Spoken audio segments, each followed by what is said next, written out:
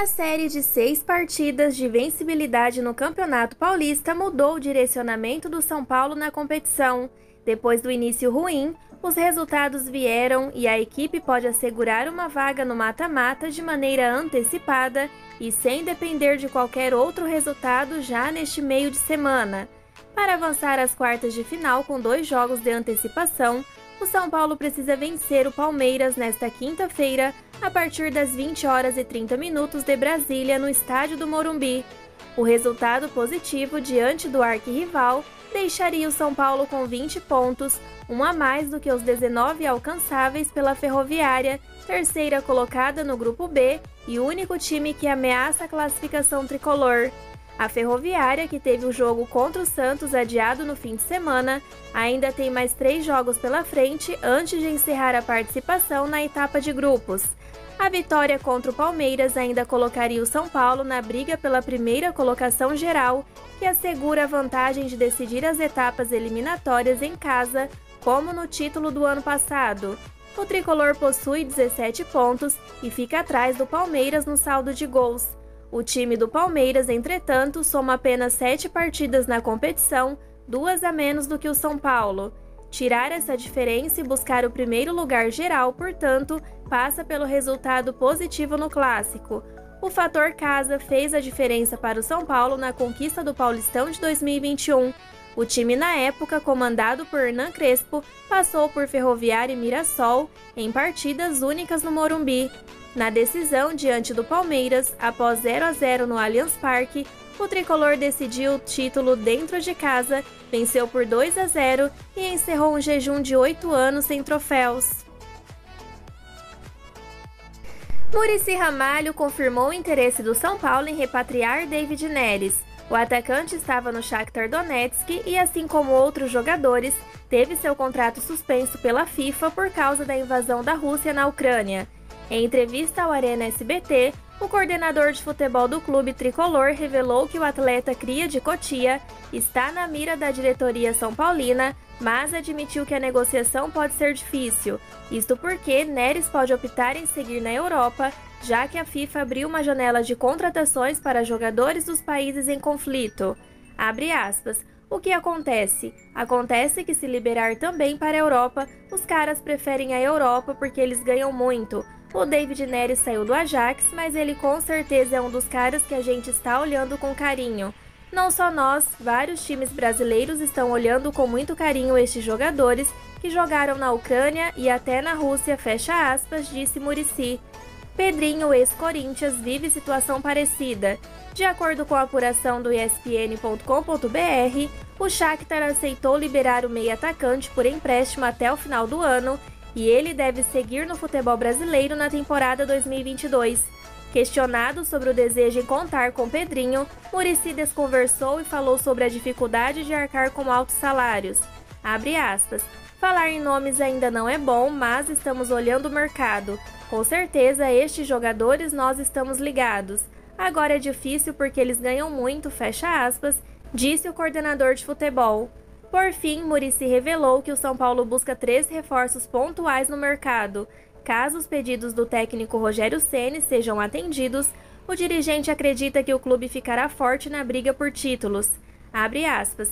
Está difícil até porque a parte econômica, apesar de que o Casares está dando a vida lá, com investidores e tudo para ver se consegue trazer os 3 jogadores que o Rogério quer, diferentes. A gente vai brigar lá em cima porque estamos com um plantel bom, eu acho, fecha aspas, concluiu ele. Na mesma entrevista, Muricy Ramalho, que chegou a dirigir o Palmeiras em 2009, contou que foi alvo inúmeras vezes do arquirrival Corinthians, quando o clube alvinegro era comandado pelo antigo presidente. O coordenador de futebol do São Paulo contou como eram as aproximações do ex-mandatário do Corinthians e por que não foi ao Parque São Jorge ainda na época na qual trabalhava como técnico de futebol.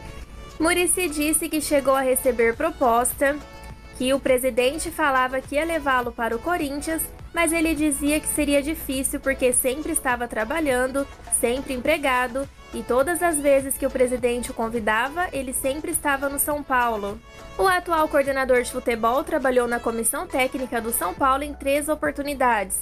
A primeira vez foi entre 1994 e 1997 como auxiliar técnico interino. Depois, em sua melhor fase no tricolor, Muricy esteve à frente do clube entre 2006 e 2009, época que o São Paulo conquistou o tricampeonato brasileiro. O último trabalho no Morumbi como técnico foi entre 2013 e 2015. Sob forte calor, nesta terça-feira, o São Paulo deu sequência aos ajustes para o Choque Rei, em duelo atrasado da 4ª rodada do Campeonato Paulista. No CT da Barra Funda, os trabalhos do dia começaram com uma intensa atividade em espaço reduzido, com 3 traves espalhadas pelo campo e 2 equipes se enfrentando com revezamento de atletas. Na sequência, o técnico Ceni separou 3 times. Enquanto 2 se enfrentavam em uma atividade tática, o outro aguardava. Nicão, após cumprir o protocolo de isolamento, trabalhou com os companheiros. Jandrei segue cumprindo seu período de afastamento, enquanto Igor Vinícius continua com a fisioterapia em recuperação de lesão. Na quarta-feira, dia 9, o São Paulo concluirá a preparação para o primeiro Choque Rei da temporada. Com 17 pontos em 9 jogos, o tricolor lidera o Grupo B. O São Paulo decidiu demitir o coordenador da base, Pedro Ismânia, que estava no clube havia pouco mais de 5 anos. O dirigente já foi comunicado do desligamento e deve assinar o documento até a próxima quinta-feira. A decisão foi tomada pelo diretor executivo Marcos Biasotto, que foi contratado no início do ano passado, no começo da gestão do presidente Júlio Casares. Pedro Ismânia chegou ao São Paulo em 2017 após se destacar nas categorias de base do Figueirense. No tricolor, acumulou títulos nos últimos anos e fez parte da revelação de jogadores como Anthony David Neres e os garotos que integram o atual elenco dirigido por Rogério Ceni. O São Paulo ainda não comunicou o novo nome para entrar na vaga de Pedro Ismânia. As equipes de base já retornaram aos treinos no CT de Cotia em preparação para as competições que terão na temporada. Procurado pela reportagem do GE, o São Paulo, em breve comunicado, afirmou que prefere não se manifestar sobre o assunto. Pedro Ismânia também foi procurado e decidiu não se manifestar.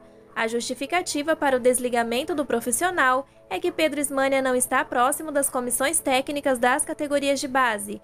O argumento gerou incômodo em alguns setores do clube que discordam da visão. E por falar em sub-20, o lateral do São Paulo, Patrick, foi convocado pela seleção brasileira nesta terça-feira. Essas foram as notícias de hoje do nosso Tricolor Paulista. As atualizações do nosso clube querido são feitas com muita dedicação, então não esqueçam de curtir, se inscrever no canal e ativar o sino para receber as notícias diariamente. Aproveito para convidá-los a conhecer meu segundo canal, Tami SPFC, com as rapidinhas do nosso Tricolor. E já sabem, né? O nosso encontro é aqui no YouTube no próximo vídeo. Fiquem com Deus e até mais!